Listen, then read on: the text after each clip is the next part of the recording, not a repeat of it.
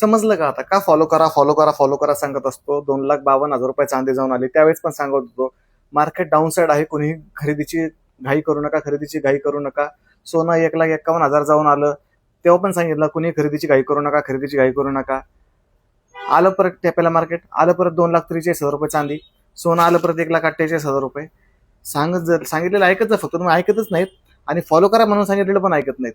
अजून पण मार्केट डाऊनच आहे. 3700 अंशचं म्हणजे $37 टार्गेट येणार आहे, म्हणजे 1,38,000च्या आसपास सोनं येणार आहे आणि चांदी जवळपास 2,25,000 रुपयापर्यंत येणार आहे.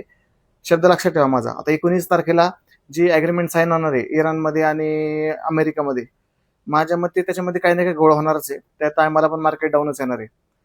शब्द लक्षात ठेवा माझा. मार्केटला आता खरेदीला जाऊ नका. 2 दिवस मार्केट अप साईड गेले की बरेच जणांचे लगेच फोन सुरू झाले मला, काय करू काय करू काय करू. एवढं घाबरत नका जाऊ.